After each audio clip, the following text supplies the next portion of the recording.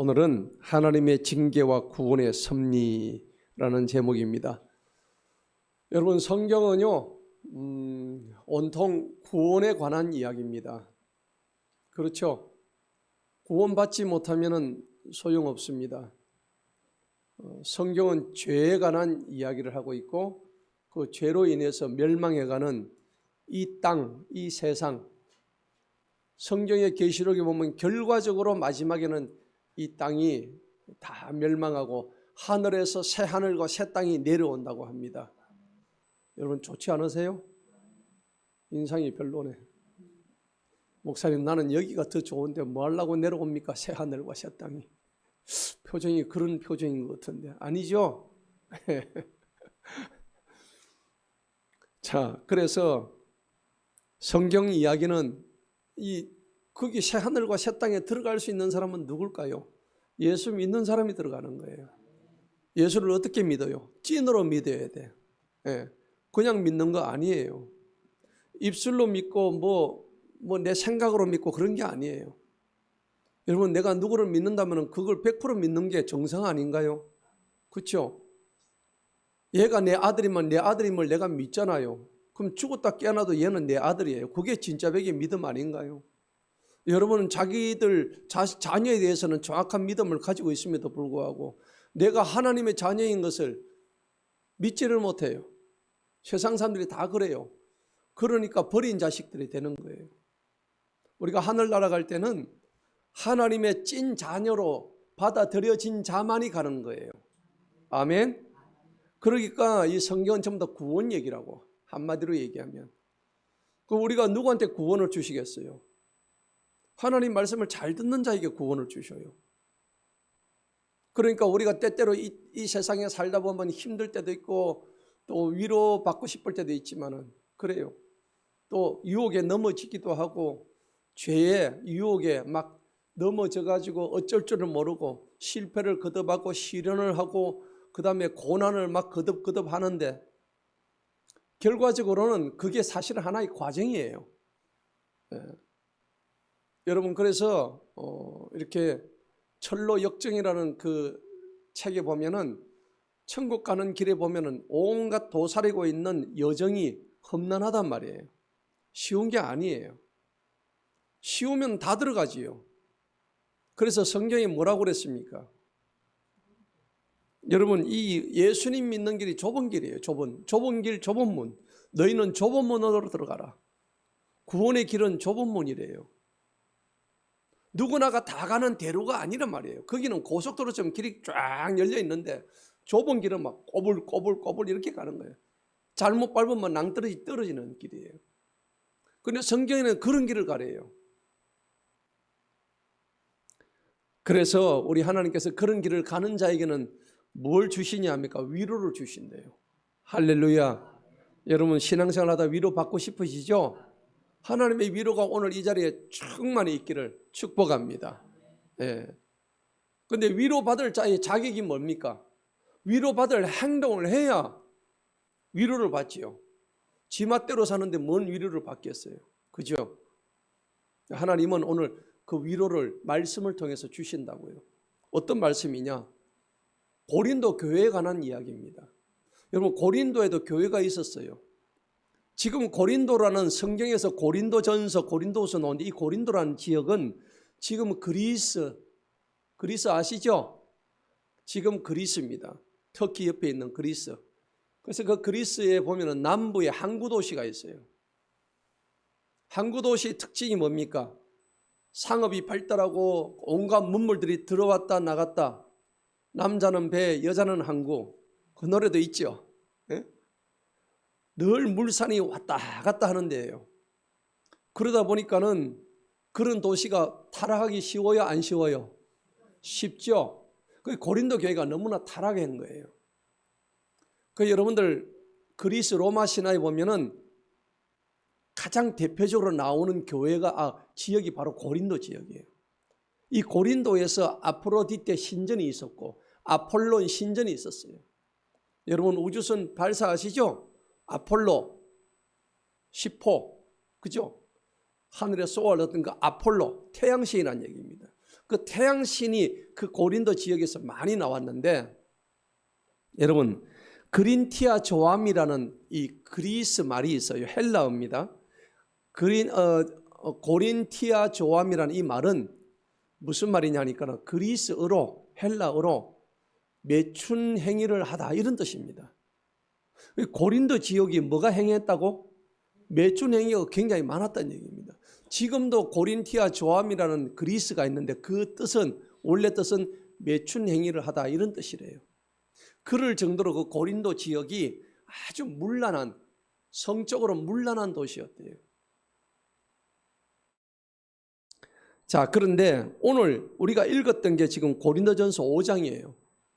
고린도서는 고린도전서, 후서 이렇게 나오는데 오늘 읽었던 이 5장에 나오는 고린도 교회의 문제점, 이거는 지금 사도 바울이 고린도에다 교회를 세웠는데 1장, 2장에 보면은 파가 여러 파로 갈리죠. 무슨 파 있어요? 바울로파, 그 다음에 아볼로파, 그다음에 베드로파, 예수 그리스도파, 온갖 파들이 많이 있죠. 예.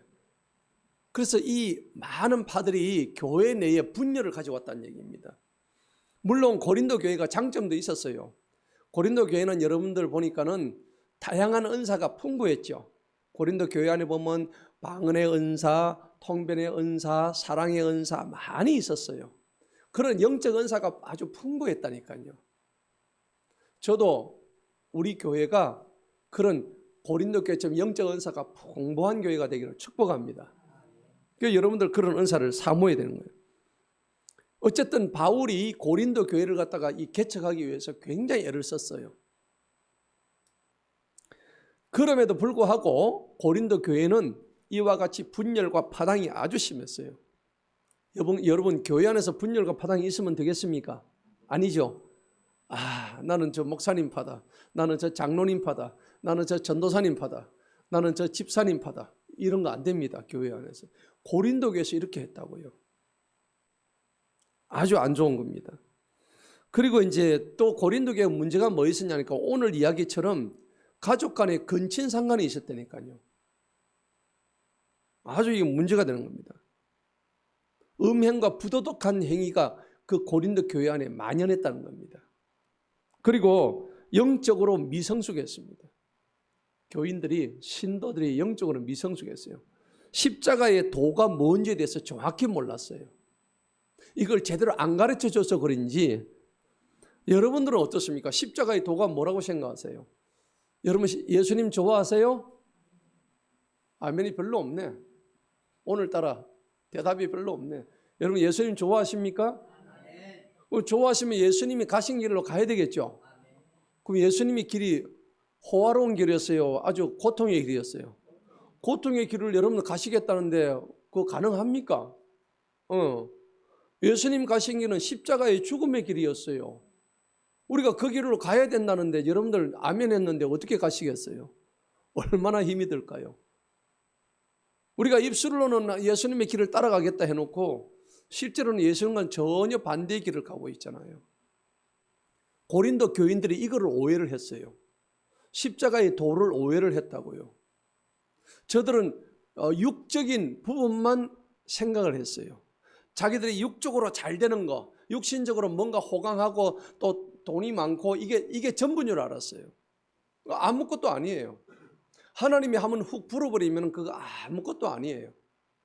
그래서 이 고린도 교회는 성령님이 말씀하시는 계시에 대해서는 아주 귓동으로 들어보는 거예요. 여러분도 마찬가지죠. 목사가 아무리 설교도 저거 아이고 나하고는 상관없어 해버리면 설교 백날 들으면 무슨 소용이 있어요? 아무 소용 없지요. 그리고 고린도 교회는요, 뒤에 보이는 6장에 보면 성도끼리 서로 막 이 문제가 생겨가지고 서로 싸우는데 이 문제를 어디까지 가져가요? 교회 안에서 해결 안 하고 어디로 가져가요? 세상의 법정까지 가는 거예요. 여러분 생각 한번 해봅시다. 여러분과 제가 싸웠어요. 치고받고 싸워가지고 이 문제를 교회 안에서 서로 회개하고 이렇게 풀어야 되는데 네 죽자 내 죽자 해가지고 저 부산지방법원에 가져간다고. 고린도 교회가 지금 이랬던 교회란 말이에요. 그래서 고린도전서 6장에 보면 그 문제를 가지고 바울이 되게 신랄하게 비판을 해요. 도대체 니네가 믿는 하나님이 누군데 이런 문제를 가지고 저 세상 법정에 호소를 하느냐? 너희들은 하나님을 믿는 게 맞느냐? 그렇게 얘기를 하는 거죠. 그것뿐만이 아닙니다. 도덕적으로 아주 태만했어요. 늘 술 취했고요. 그 다음에 간음하고 남색이 뭐예요? 남자끼리 동성애 한다는 얘기입니다. 이 고린도 지방에서 그런 게 많이 있었어요. 그 다음에 도적질하고 우상을 많이 숭배했습니다. 토색하고. 토색이 뭡니까? 성경에 뭐 토색하는 자 나오죠. 누굴 걸 강제로 갈취한다는 얘기입니다. 그리고 이제 뭐 또 고린도 교회가 여러 가지 문제, 마지막으로 이 교리적인 문제가 있었어요. 부활에 대해서 분명히 알아야 되는데 이 부활을, 영적인 부활을 한다는 것을 생각을 못하고 그냥 다른 쪽으로 부활한다, 이렇게 받아들인 거예요. 아주 문제가 많았어요. 그러니까 이게 전부 다 헬라 철학, 그 당시에 그리스 철학이 혼재돼 가지고 여기서 나오는 아주 잘못된 교리 해석이 나오게 된 거죠. 그런데 여러분, 이 고린도 교회, 지금 제가 문제점을 여러 가지를 말씀을 드렸는데 성경에 왜 이 고린도 교회, 2000년 전에 이 고린도 교회 문제를 오늘 여기 말을 했을까요? 이거는 결국은요, 오늘날 우리가 지금 믿고 있는 우리 자신의 문제라는 겁니다. 2000년 전에 문제이기도 했지만 오늘날 현대 교회의 문제가 바로 이 문제라는 얘기입니다. 이 문제고 바로 나의 신앙이 오늘 이 신앙과 같다는 얘기입니다. 그러니까 교회가 일치되어야 됩니다. 교회 일치가 굉장히 중요한데 교회가 막 짜갈라지고 분열되고 오늘 교회가 자꾸 없어지잖아요. 그렇죠? 여러분 보세요. 하나님의 교회들이 영국에서는, 유럽에서는 지금 이제 다 사라지고 없습니다. 성경 그대로예요. 왜 그럴까요? 인본주의가 자꾸 들어오니까 그래요. 사람의 생각이 자꾸 머릿속을 지배하니까 교회 내에, 신학 내에, 그러니까 자유주의 신학이 막 들어오는 거예요. 자유주의 신학 여러분 들어보셨나요? 이 자유주의 신학이 뭐냐 그러니까 하나님으로부터 그냥 하나님의 교리에 상관없이 내 마음대로 생각한다, 내 자유대로 생각한다, 이 얘기입니다. 그렇다면 자유주의 신학이 좋은 거예요, 나쁜 거예요? 나쁜 거죠. 오늘날 신학교, 모든 신학이 가려면 갈수록 자유주의 신학으로 빠지고 있다고요. 그 여러분들 오늘날 종교다원주의라는 거 들어보셨죠? 종교다원주의가 뭐예요? 구원을, 여러분 생각해보세요. 구원을 예수님만 믿고 구원받는 게 아니다. 부처를 믿어도 구원받을 수 있다. 마호메트를 믿어도 구원받을 수 있다. 꼭대기는 하나다. 올라가면 하나니까 이걸 믿든 저걸 믿든, 그러니까 다원이에요. 다원. 일원이 아니고 이거 믿어도 좋고 저거 믿어도 좋고 천주교 믿어도 구원이 있고 기독교 믿어도 구원이 있고 불교에도 구원이 있고 전부 다 구원이 있는 거예요. 이게 영어로 뭐라 하면 에큐메니칼 운동이라 그래요. 지금 기독교 내에서도 이런 잘못된 운동을 하는 목사들이 있어요. 여러분, 잘못됐죠? 우리가 믿고 있는 성경에는 오직 누구만 구원을 주신다? 예수 그리스도만 구원을 주시는 거예요. 믿으십니까? 아멘? 이거를 모르시면은 아무 소용없어요. 우리의 구원은 나를 위해서 십자가에 못 박히신 예수 그리스도 이외에는 구원을 주실 자가 없어요. 그러니까 오늘날 현대 교회에 주는 교훈이 이 고린도 교회의 교훈이란 겁니다. 교회는요, 결과적으로 세상에 무슨 역할을 해야 되냐? 빛과 소금의 역할을 해야 되는 거예요. 여러분, 빛이 비추면은 어둠이 어떻게 될까요? 한순간에 물러나가죠. 사라집니다. 여러분, 영적으로 어두운 사람들요, 보세요. 우울증에 걸리고 늘 이렇게 숨어 있고 그 다음에 늘 억눌려 있고 이런 사람들은 어떻게 돼요? 하나님의 복음이 빛이라 그랬죠. 예수 그리스도는 빛이라 했죠. 예수 그리스도만 그 사람 안에서 쑥 들어오면은 그 사람이 가지고 있는 영적인 어둠은 싹 물러나갑니다. 아멘. 그래서 예수님을 믿어야 되는 거예요. 또 소금이 있으면 어떻게 될까요? 부패하지 않습니다. 여러분, 우리 몸이 이렇게 썩지 않는 이유는 뭘까요? 우리 몸속에 있는 소금의 역할 때문입니다. 소금이 있어서 우리 몸이 썩지 않는 거예요. 우리 내장에는 뭡니까? 전부 다 미끌미끌 다 물이 들어있잖아요. 여기에 소금이 없으면 금방 썩어버립니다. 이거 누가 만드셨어요? 하나님 만드신 거예요. 그래서 우리 이 진정한 복음적인 교회는 빛과 소금의 역할을 다 하는 거예요. 그리고 이 고린도 교회는 그런 문제점이 있었기 때문에 도덕적으로 뭔가 회복을 자꾸 가져야 되는 거예요. 도덕적인 회복을 가지려고 그러면 세상과 구별된 거룩한 삶을 살아야 되는 거예요. 여러분, 오늘날 우리 교회에 보면은 성도들이 많이 모여 있어요. 성도들이 많이 모였는데 어떤 사람은 세상과는 구별된 거룩한 삶을 사시는 분도 있고, 그 다음에 또 어떤 분은 세상과 적당히 타협해서 하시는 분도 있고, 아예 세상에서 노는 것 똑같이 노시는 분도 있고, 어떤 목사님이요, 어떤 목사님이 안 믿는 자기 형님을 전도하려고 했대요. 전도하려고 했는데, 형님, 이제는 예수님을 믿으셔야죠. 그랬어요. 그러니까 그 형이 하는 소리가, 아니, 내가 이렇게 노름을 하러 맨날 가는데, 거기 가니까는 큰 교회 장로님도 와가지고 날마다 노름하고 있어. 그러는 거예요. 예. 그 장로님은 노름을 하다가 돈 꼴면 어디서 돈이 생겼는지 또 그 다음날 또 돈을 가지고 와서 늘 우리 노름판에 와가지고 노름하고 있다는 거예요. 도박을 한단 말이에요. 여러분, 성경에 도박하는 건 뭐라고 했습니까? 죄죠. 왜 죄가 될까요? 성경에는 누구든지 자기의 땀을 흘려서 돈을 벌어라 했죠. 아멘? 그런데 그렇지 아니하고 불로소득입니다. 한탕주의입니다. 하나님이 가장 싫어하시는 겁니다. 그건 엄연한 죄입니다. 그런데 자기 형님들한테 그 얘기를 들었던 그 목사님이 어떻게 그 장로 얘기를 들었던 그 목사님이 자기 형을 어떻게 전도할 수 있겠습니까? 교회가 이렇게 썩어 있는데. 이게 오늘날 우리의 모습이라니까요. 여러분, 우리가 거룩함을 유지하는 것이 얼마나 중요한 건가? 제가 실컷 노름하다가 와가지고 이 강단에서 가지고 예수 믿으러 가면 여러분 어떻게 보이겠습니까? 한 사람도 안 놓을 겁니다. 그렇겠죠? 똑같습니다.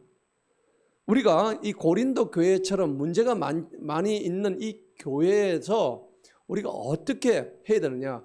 영적인 것을 계속해서 추구하고 또 날마다 주님 앞에 우리의 죄를 회개하고 달려가야 되는 거예요. 교회는 교회다워야 된다는 겁니다. 아멘. 사람은 사람다워야 되고 교회는 교회다워야 됩니다. 예.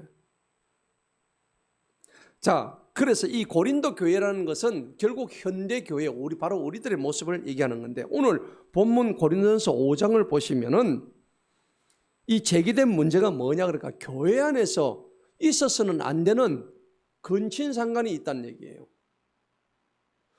누구냐 그러니까 자기 아버지 아내를 갖다가 건드려 가지고 취한 어떤 그런 성도의 문제란 말이에요. 1절을 한번 보십시다. 1절 한번 읽어보도록 하겠습니다. 5장 1절 시작. 너희 중에 음행이 있다 하는 말이 공공연히 들리니 즉 어떤 자가 자기 아버지 아내를 취한 것이 당연하다는 것이라. 그러는 음행은 이방인들 사이에서도 입에 담지 아니하는 일이니라. 아니, 자기 아버지 아내가 누굴까요? 어머니일 수 있죠. 근데 여기서는 아마 친어머니는 아닌 것 같고 분명히 어떻게 계모라든지 그렇게 됐겠죠. 그죠? 자, 그런데 여기 보니까 자기 아버지 아내를 취해가지고 아버지를 모욕하는 거예요. 결국 이런 자는 하나님의 질서를 무시하는 자죠. 성경에 보면 야곱의 아들 첫 아들이 누구예요? 르우벤이 자기 아버지의 침상을 더럽혔다고 되어 있죠. 그래서 그는 저주를 받습니다. 예. 그런데 이런 자를 교회 안에서 가만히 둬야 됩니까? 여러분 어떻게 생각하세요? 우리 교회에 만약에 이런 자가 있으면 그런 자를 알았는데 담임 목사가 입을 꼿꼿이 닫고 기도합시다. 이렇게 할까요? 이게 옳은 일입니까? 아니죠. 쥐 박아야 됩니까? 쥐 박아도 속이 안 풀리는 일이죠. 예. 근데 오늘 이 문제가 지금 오늘 성경에 보니까 등장을 한 거예요. 예. 이런 일은요, 너무 부끄러워서 이방인들한테도 이런 일을 볼 수 없다고 오늘 성경에 기록되어 있죠. 분명히 되어 있습니까? 자, 그럼 2절을 한번 봅시다. 2절을 보니까는 이런 행위를 한 자를 너희 중에서 쫓아내야 함에도 불구하고 쫓아내래요. 그런데도 너희가 오히려 슬퍼하기보다는 우쭐댄다고. 여러분, 우쭐댄다는 게 뭡니까? 의기양양해가지고 뭔가 뽐내고 있다는 겁니다. 그 잘못을 인정하지도 않고. 아니, 어떻게 이럴 수가 있냐고. 세상에도 이런 일은 없는데 어떻게 교회 안에서 이런 일이 있을 수 있단 말이에요. 이 문제의 심각성이 뭘까요? 지금 바울은 뭘 얘기하니까 죄에 대해서 교회가 이미 무감각한 태도로 보이고 있다는 겁니다. 오늘날 교회도 마찬가지입니다. 썩어 있다는 겁니다. 교회가 썩은 거예요. 여러분, 교회가 썩으면 어떻게 됩니까? 교회가 아니죠. 교회가 아닙니다. 교회가 썩으면 교회가 아니에요. 판사가 썩으면 법의 판결을 우리가 받을 수 있겠습니까? 아니잖아요. 똑같은 이치예요. 경찰이 썩어가지고 법의 집행을 어떻게 우리가 받을 수 있겠습니까? 공정해야 되는데. 그러니까 거룩함을 상실한 이 공동체의 위험성, 죄를 보고도 가만히 놔두는 교회는 하나님의 진노의 대상이 되는 것입니다. 여러분, 교회의 역할이 뭘까요? 교회는요, 죄를 보고 묵인해서는 안 됩니다. 여러분 중에 과연 오늘 이와 같은 죄를 누가 짓고 있는 사람이 있다면은 당연히 교회는 그런 사람에 대해서 권고를 해야 됩니다. 방치해서도 안 됩니다. 여러분, 우리가요, 성경이 우리 앞에 주어질 때 하나님이 우리 안에 들어오면 내가 죄를 지면 그 죄가 하나님 앞에 드러날까요? 안 드러날까요? 드러납니다. 하나님도 알고 또 누가 알아요? 자기 자신이 알죠. 하늘도 알고 땅도 안다는 얘기가 바로 그 얘기입니다. 여러분, 자기 자신이 죄 지은 것을 알아요. 내가 남한테는 타인한테는 감출 수 있을는지 모르겠지만은 내가 죄를 지었는지 안 지었는지 그걸 다 안단 말이에요. 그럼 죄의 종류는 어떤 것까지가 죄입니까? 남한테 해코지하고 남을 이렇게 행동으로 잘못한 죄는 당연한 죄죠. 그런데 신약 성경에서는 뭐까지 죄라고 그래요? 마음으로 내가 남을 미워했다나 내가 마음으로 누구를 음욕을 품은 것까지도 다 간음죄라고 얘기하는 거예요. 그러니까 행동, 직접 몸으로 하는 이것만 죄가 아니라 마음으로 가졌던 것까지도 뭐라고요?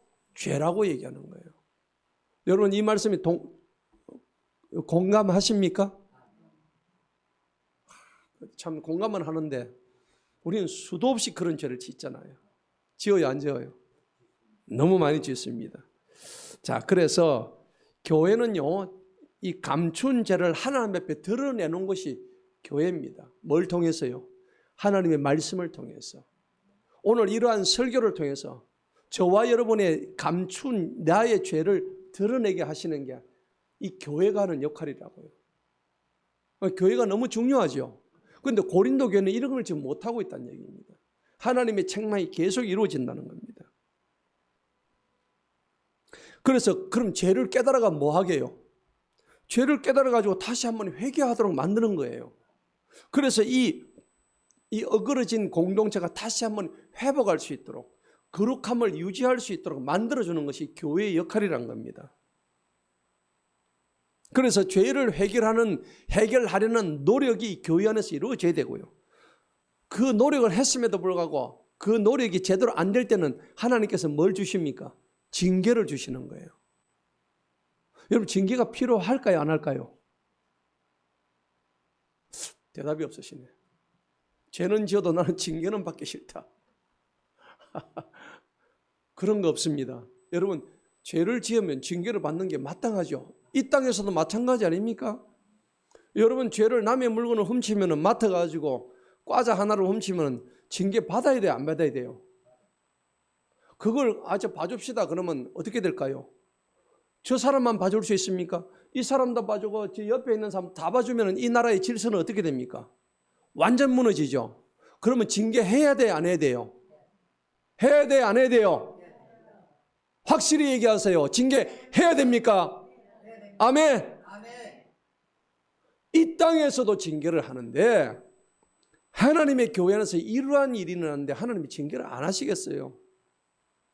이 사실을 바울이 알게 된 거예요.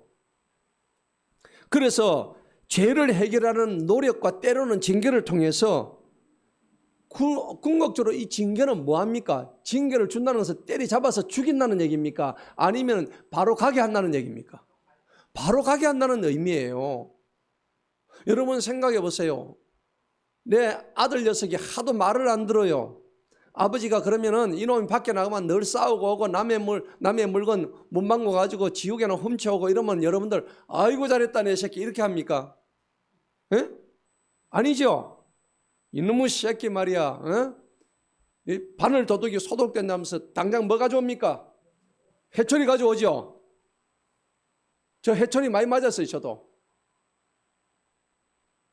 옛날에 문방구 가지고 지우개 훔치고 연필 훔치고 칼 훔치고 옛날에 그랬거든요. 들키지 않았지만은 내 죄를 제가 알아요. 여러분 이 죄를 가지고는 천국에 못 간다니까요. 남을 욕하고요. 마음속으로 간음하고요. 한두 번 그랬겠어요? 다 우리가 그게 전부 다 죄란 말이에요. 죄. 이 죄를 가지고는 죄 문제를 해결하지 못하고는 천국에 들어갈 수 없다고 성경에 정확하게 기록되어 있다고. 여러분 내가 죄를 지어놓고 야 이제부터 내가 내 죄를 내가 사하노라. 됩니까 안 됩니까? 미친 소리죠. 아닌가요?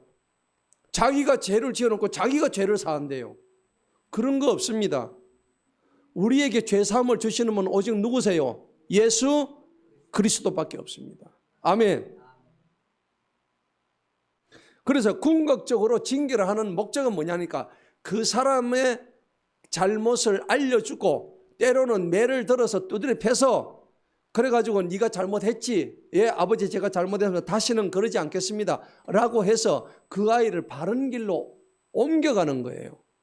하나님도 마찬가지 똑같은 원리예요. 우리가 징계를 받을 때에 하나님은 우리를 죄로부터 구속하신다. 구속이 아닙니다.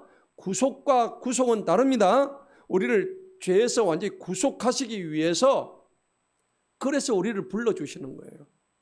그걸 경험케 하시기 위해서 징계를 주시는 단 말이에요.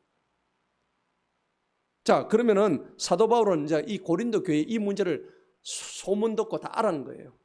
바울이 기분 좋아요, 안 좋아요? 기분 문제가 아니죠. 이렇게 가만히 놔뒀다는 고린도 교회 멸망하게 당했어요. 3절을 봅시다. 드디어 소문을 들었어요. 3절 한번 읽어봅니다. 시작. 이는 내가 진실로 몸으로는 떠나 있으나 영 안에는 함께 있어서 이런 행위를 한 자를 내가 마치 거기에 있는 것 같이 이미 뭐 했다고? 판단하여 뭐 어떻게 판단했습니까? 분명히 이 범죄자라는 걸 판단했죠. 지금 사도 바울이 고린도 교회에 있어요? 멀리 있어요? 멀리 있는 상황입니다. 멀리 있지만은 이 사람은 선지자입니다. 하나님의 귀한 사도입니다. 그러면 이 자기 계모를 간음했던 이 사람, 이 신자에게 대해서 이미 영으로 이 사람이 어떤 상태라는 걸 다 알게 된 거예요. 4절을 보시겠습니다. 시작. 우리 주 예수 그리스도의 이름으로 너희가 모일 때에 나의 영도 함께 있어 우리 주 예수 그리스도의 능력으로 아멘. 우리 주 예수 그리스도의 이름으로 너희가 모인다고. 모였을 때 나의 영도 내가 지금 몸으로는 너희가 함께 안 있지만은 멀리 있어서 나의 영도 너희와 지금 같이 있겠다 하는 거예요. 여러분 이제 징계에 들어갈 준비를 하고 있다는 겁니다. 예수님께서는요, 만약 이런 경우에 교회 안에서 죄 지은 사람을 어떻게 해결하라고 성경에 얘기를 하셨겠어요? 마태복음 18장에 정확하게 나옵니다. 마태복음 18장에 보면 15절에서 17절에 이렇게 얘기합니다. 네 형제가 범죄를 하게 되면 가서 단 둘이서 얘기를 해라. 네가 죄 지었다고 얘기해 주라고 얘기합니다. 그러면은 그 형제가 그것을 받아들이면은 그 형제는 잘못을 시인하고 회개하면은 구원을 받는다고 했습니다. 그런데 가서 얘기했는데 이 마태복음 18장 얘기예요. 네가 가서 얘기했는데도 말 안 들어. 그러면 그 다음에 뭐라고 하셨어요? 네 혼자 가지 말고 몇 사람이 두세 사람이 더 가라고 했죠.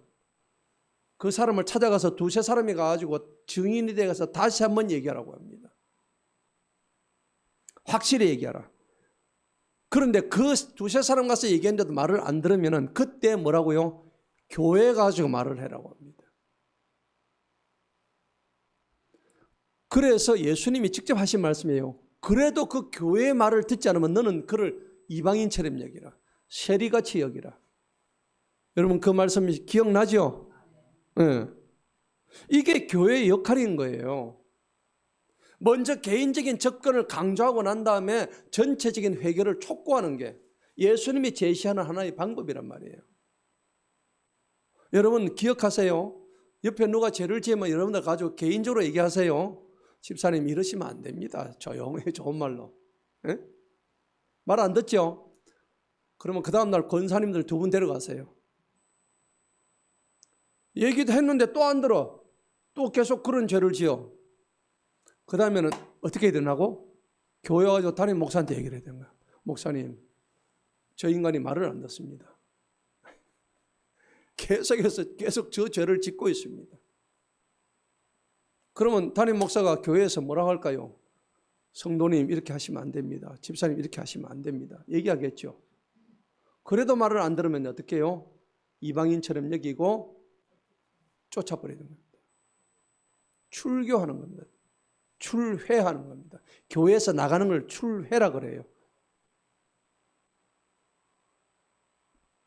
그런데 그게 전부 다가 아니에요. 성경은.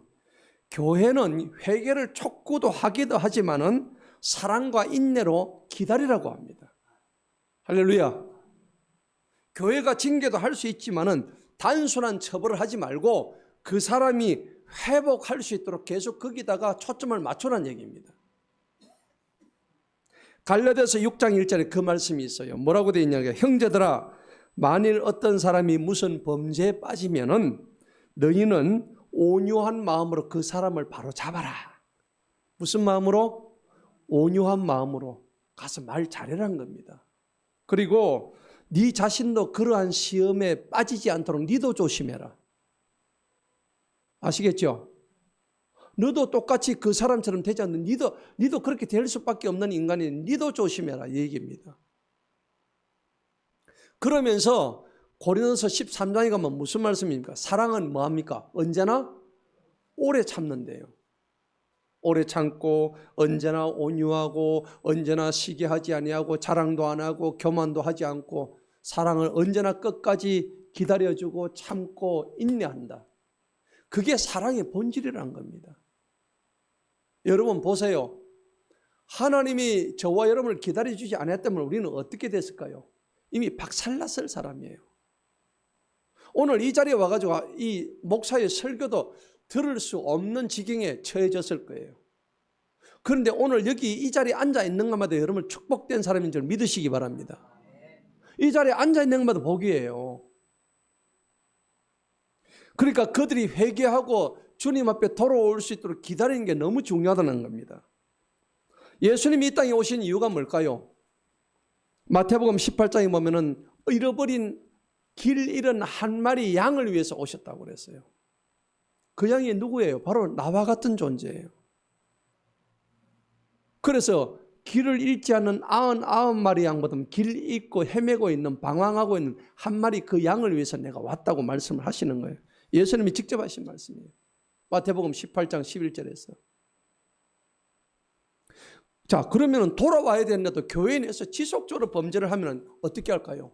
사도 바울은 이제 드디어 5절에서 이런 말을 하는 거예요. 5절 한번 오늘 굉장히 중요한 날이에요. 한번 읽어봅시다. 시작. 넘겨주어 육신을 멸하려 하였으니 이것은 그 영은 주 예수님의 날에 구원을 받게 하려 함이라. 아멘. 계속해서 회개하지 않으니까 교회의 대응이 뭡니까? 그 사람의 죄의 심각성을 인식을 하고 적절한 조치를 해야 된다는 겁니다. 디도서 3장에 보면 이런 말씀이 있어요. 이단에 속한 자, 신천지 아시죠? 이단에 속한 자를 한두 번 경고한 뒤에 말을 안 들으면 아예 피하라고 했습니다. 오늘 아침에도 제가 엘리베이터 타고 올라오는데 멋있는 중년의 여성분이 올라가더라고요. 신천지 나간 지 오래됐습니까? 오래됐습니다. 왜 그 길을 믿으십니까? 이만희를 믿으면 죽습니다. 지옥 갑니다. 그러니까 하는 소리가 인신비방하지 말아요. 초점이 인신비방에 맞춰져 있다는 얘기입니다. 확실한 이단이죠. 생각해 보세요. 신천지 이만희가 자기가 하나님인데 그럼 신천지 이전에 하나님은 없었다는 얘기죠. 논리적으로 말이 돼요, 안 돼요? 이런 거를 믿고 있는 사람들이 얼마나 많은지요, 이 땅에. 이게 신천지예요. 그러니까 여러분 미혹의 영에 빠지면 이렇게 되는 거예요. 미혹의 영이 어떻게 빠질까요? 하나님을 멀리하고 하나님의 교훈에 들어가지 않으면 미혹의 영 금방 빠집니다. 안 빠질 것 같죠? 다 빠지게 돼 있다고요. 신천지 가보세요. 박사들 수두룩 갑니다. 교수들 얼마나 많은지 몰라요. 목사들이 얼마나 그쪽으로 돌아섰는지 몰라요. 정신 똑바로 못 차니까 그런 데 다 빠지는 거예요. 오늘 오전에 보니까요.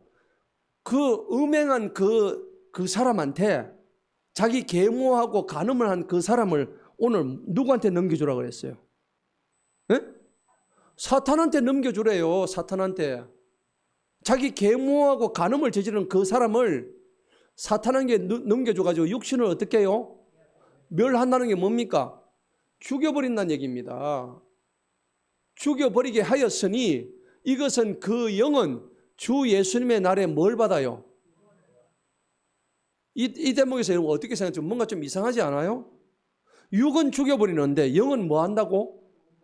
영은 구원을 받는데요. 여러분 이런 구조를 읽으면 어머니 저절로 나와야 돼요. 여러분 이 대목에서 성경을 읽으면서 왜 이런 일이 있지? 이게 무슨 말이지? 궁금증이 나와야 돼요. 자, 사탄한테 넘긴다는데 누가 누구한테 넘겨주는 거예요? 지금 넘겨주는 주체가 누구예요? 하나님이에요. 하나님이 누구한테 넘겨준다고? 그 사람을 누구한테? 사탄에게 넘겨주는 거예요. 여러분 욥기서 보면 있죠? 욥기서 보면 하나님께서 이 욥을 갖다가 너무너무 사랑하셨는데 사탄이 와가지고 사탄이 누구를 집어삼킬까 두루두루 돌아다니다가 어느 날 하나님한테 쫓아온 거예요. 욥을 참소하기 위해서. 하나님, 욥이 저렇게 돈도 많고 욥이 저렇게 정말 잘 돼 있는데 하나님이 돈을 많이 주셔서 잘 살게 해주시니까 자기가 하나님 믿지요. 그러니까 막 참소를 했죠. 그러니까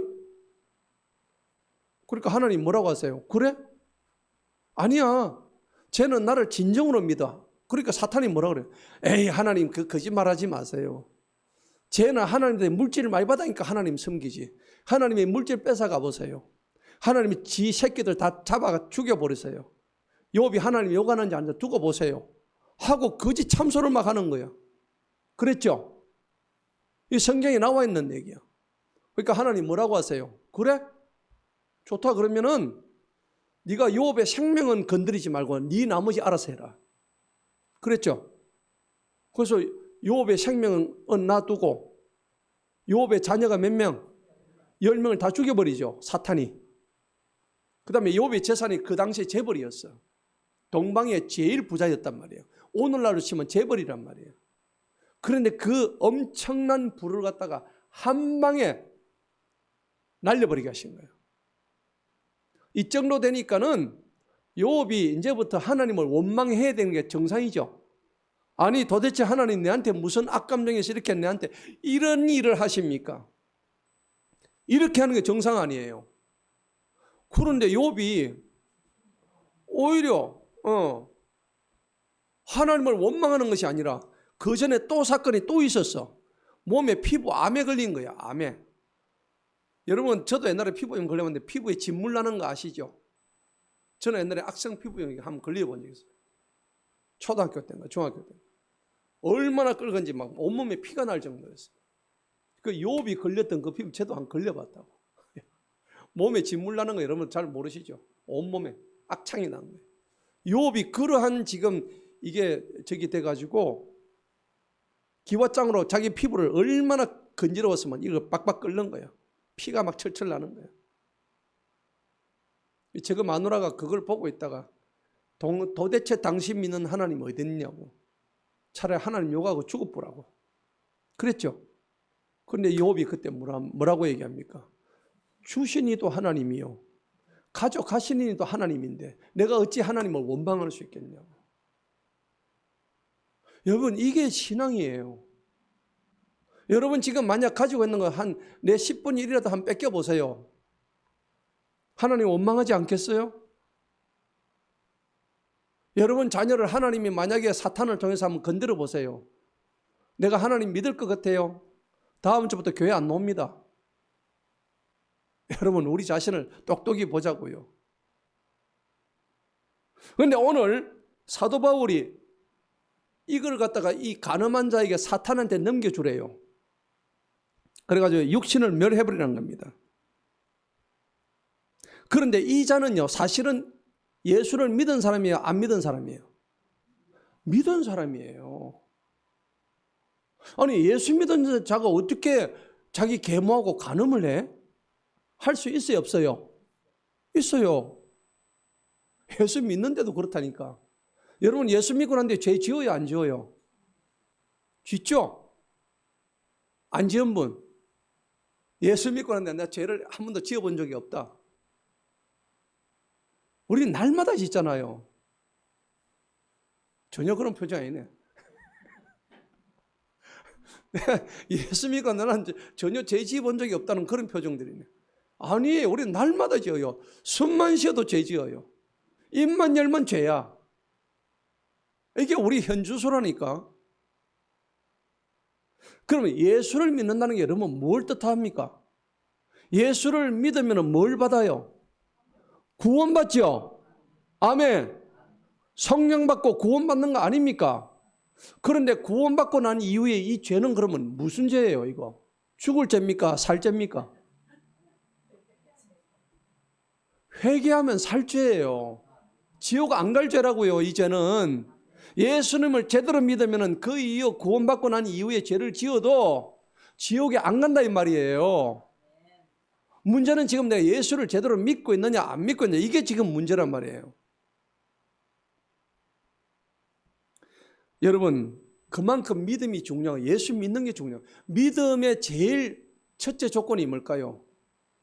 내 안에 죄를 인정해야 돼요. 나는 죄인임을 인정해야 되는 거예요. 아멘? 목사님 나는 죄 지은 적이 없어요. 우리 장모님처럼. 어서막 나는 죄를 지은 적이 없네. 용감합니다 우리 장모님. 근데 이제는 바뀌었어. 지금 부민병 계시는데 입원해가지고 내가 죄인입니다. 이제 고백하기 시작했어요. 할렐루야. 놀라운 반전이죠. 30년을 기도했더니 이제 내가 죄인입니다 하고 고백하고 있는 거예요. 그래서 우리가 죄를 지으면 회개를 해야 되는데 절대적으로 필요한 게 내가 죄인임을 인정하고 두 번째는 그 죄가 나쁜 것을 인정하고 회개를 해야 되는 두 번째는. 아멘. 죄를 회개하시기 바랍니다. 언제 회개해야 될까요? 죄 짓고 난 뒤에 어떻게 회개해야 될까요? 언제 해야 됩니까? 즉시로 회개하는 겁니다. 여러분 분을 품었다가 부부가 서로 싸운 뒤에 분을 품고 며칠간 가래요. 하루를 넘기지 말아죠. 맞죠? 그런데 우리는 어떻게 해요? 맨날 며칠 가죠. 꽁 하고 있죠. 그거 다 죄입니다. 그날 바로 풀어야 돼요. 왜 싸워요? 싸울 수 있지. 싸워도 돼. 근데 그날 즉시로 풀어야 돼. 다 죄라고, 죄. 왜? 지가 다 잘났어. 지가 교만해서. 성경은 분명히 얘기합니다. 오르신 분은 하나님 한 분밖에 없다고요. 네가 잘났니 내가 잘났는데 우리는 다 그분 앞에 죄인이라고요. 자, 그래서 오늘 이 죄인이 지금 구원받고 난 이후에도 예수 믿어서 가지고 구원받았는데 죄를 계속 지으면은 얘를 어떻게 하라고요? 목숨을 데리고 가버리는 얘기입니다. 오늘 저기 뒤에 있잖아요. 5절 한번 보세요. 그러한 자를 사탄에게 넘겨주어서 육신을 뭐 한다고? 멸하려고 해야 돼요. 멸해버리라는 얘기입니다. 그러면은 사탄한테 넘겨줘서 육신을 멸하나, 죄를 짓고 회개해서 나중에 육신을 멸하나, 같아요, 안 같아요? 육신을 멸하는 건 똑같죠? 우리 나중에 육신이 멸해요, 안 해요? 우리도 육신을 멸망당하잖아요. 왜 죽음을 사망이라 그래요? 죽을 사자에 망할 망자 아닙니까? 사망, 우리는 전부 다 사망당하는 사람이야, 육신이. 죽어서 망한다고요. 이 육신 덩어리가 없어진다고, 흙으로 돌아간다고. 정신 똑바로 차립시다, 우리. 이 땅에 있는 게 전부가 아니에요. 자, 그런데 죄 지은 즉시로 해결을 하고, 우리가 죄를 지으면 즉시 매일매일 매 순간 해결해야 된다는 겁니다. 그러니까 여러분들 생각해 보세요.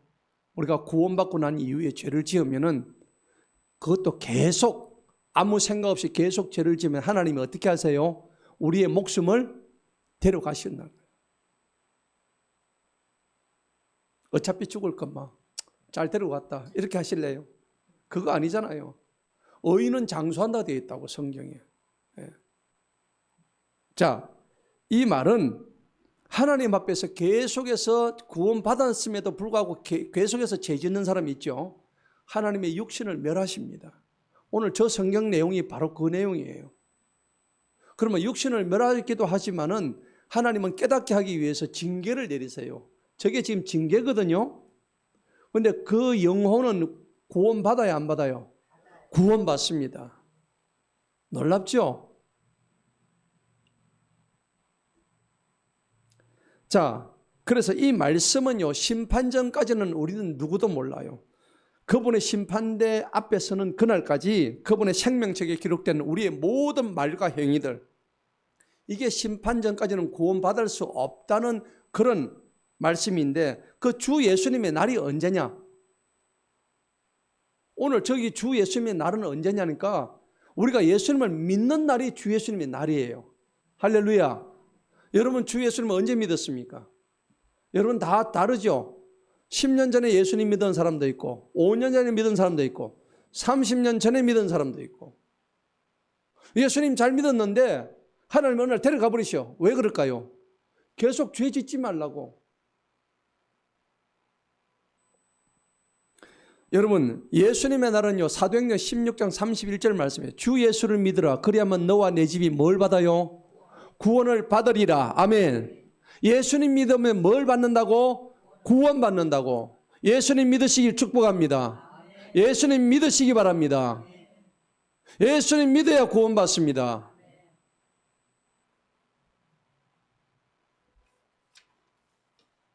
문제는 예수님 믿었는데 구원받고 난 이후의 죄 문제죠.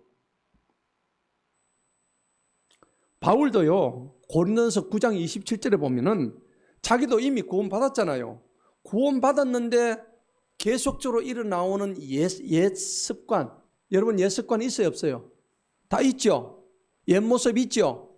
욱하는 성질, 시기하고 질투하고 욕하고 거짓말하고 자기 속에 아직도 옛 모습이 남아있잖아요. 남 함부로 정죄하고, 이러한 모습들 때문에 고린도전서 9장 27절에 뭐라고 했습니까?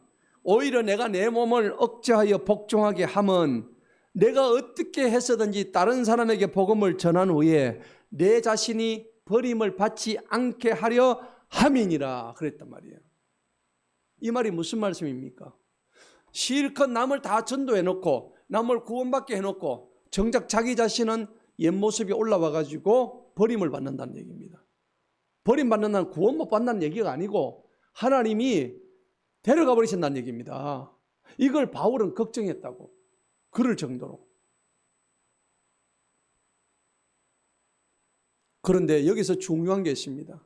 우리의 죄는요, 주홍빛같이 크고 태산같이 많을지라도 우리 죄를 한 방에 해결해 주신 분이 계셔요. 누구세요? 예수 그리스도시나요? 예수 그리스도 이 땅에 오셨다는 것은 뭐냐? 십자가에 왜 매달려 있겠습니까? 그분이 십자가에 매달리신 이유는 나의 죄뿐만 아니라 여기 계신 우리 모두의 죄를 전부 다 걸머지셨어요. 그러면 그 죄는 이런 죄도 있고 저런 죄도 있고 사람 죽인 죄도 있고 심지어 사람을 10명을 죽이든 100명을 죽이든 그 모든 죄까지 다 걸머지고 누가요? 예수님이 걸머지고 과거에 지었던 죄, 현재 짓고 있는 죄, 또 뭐예요? 앞으로 지을 죄까지도. 앞으로 짓는 죄는 뭡니까? 구원 이후에 받는 죄죠. 구원 이후에 짓는 죄. 여러분 구원 이후에 짓는 죄 있어요 없어요? 이 죄까지도 전부 다 어떻게 한다고? 없애준다고. 할렐루야. 여러분 믿으십니까? 따라합시다. 우리의 죄, 과거, 현재, 미래의 죄 다 없애주십니다. 할렐루야. 이런 분을 왜 안 믿어요? 왜 이런 분을 우리가 안 믿어요? 오늘 이 말씀처럼 사탄에게 내어주고요. 심지어 육신을 데려가 버리셨는데 여러분들 예수 잘 믿다가 보면은 사업 망하는 사람이 있어요. 예수 잘 믿는 사업 망해요. 예수 잘 믿는데 암병 걸려요. 예수 잘 믿고 있는데 막 교통사고 나고요. 예수 잘 믿고 있는데 죽기도 해요. 왜 그럴까요? 오해하지 마세요. 구원이 취소된 거 아니에요. 여러분들이 저와 여러분들이 예수님을 제대로만 믿고 있다면은 하나님의 그건 징계란 말이에요. 징계. 정확하게 우리가 알아야 됩니다. 자, 세상의 시험과 고난을 하나님은 다 겪게 하시는 거예요. 히브리서 12장 6절에 징계하시는 말을 이렇게 하고 계세요. 주께서 사랑하시는 자를 징계하시고 그가 받으시는 아들마다 채찍질 하십니다. 히브리서 12장 6절 말씀이에요.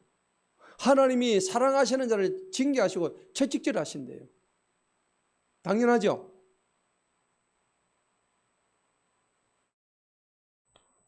자, 그래서 예수님의 보혈로 거듭난 우리는 절대 구원이 취소되지 않습니다.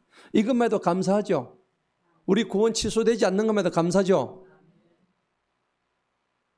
로마서 8장 1절에 그러므로 이제 그리스도 예수 안에 있는 자는 결코 정죄함이 없느니라. 할렐루야. 예수 안에서는 정죄가 없대요. 죄 있다고 얘기 안 하신대요.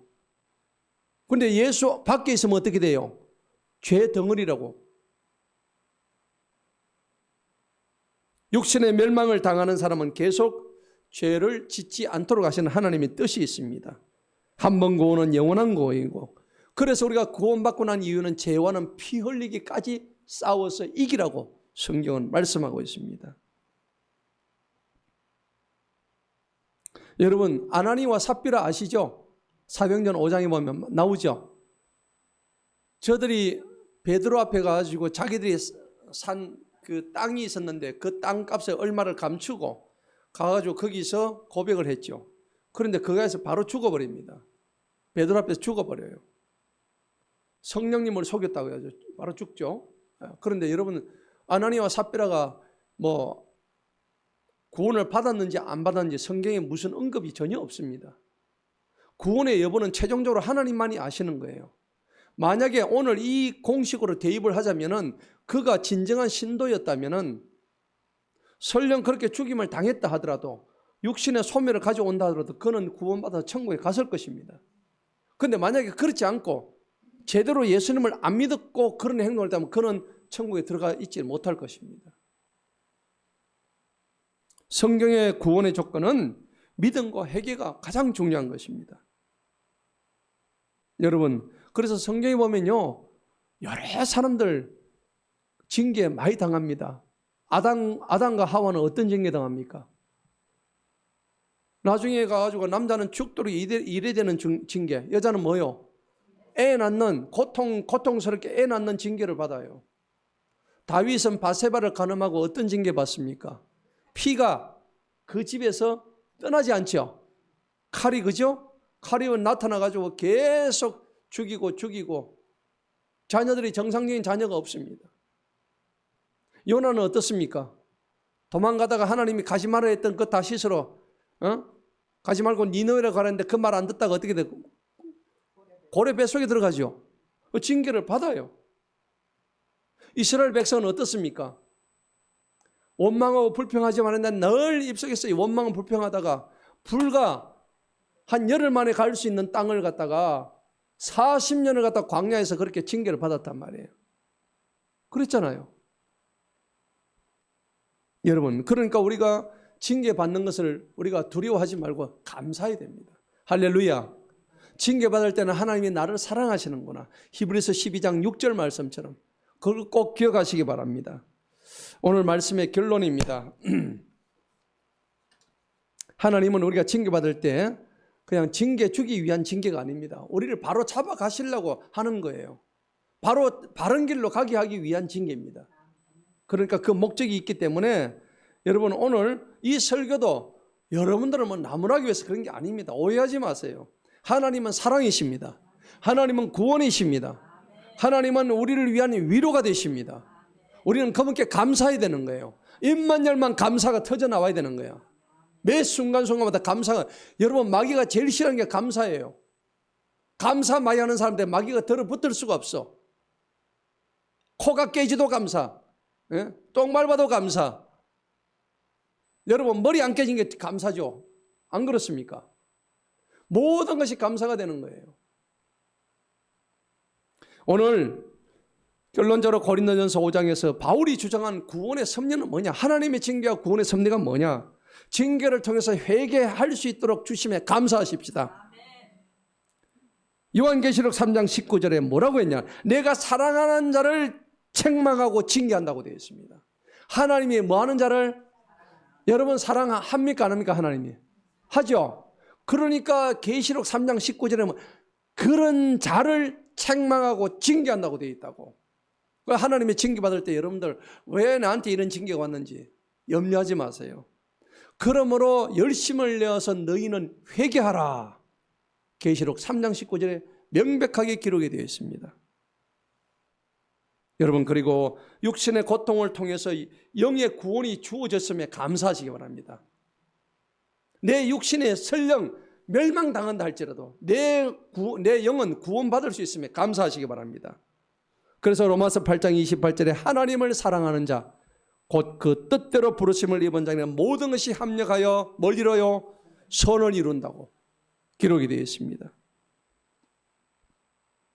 오늘 이 말씀을 통해서 오직 우리는 주 예수 그리스도를 믿고 참된 복음 신앙을 가지고 회개와 죄사함으로 구원을 주시는 그 하나님의 사랑을 가지고 승리하는 저와 여러분 되기를 주님의 이름으로 축원합니다.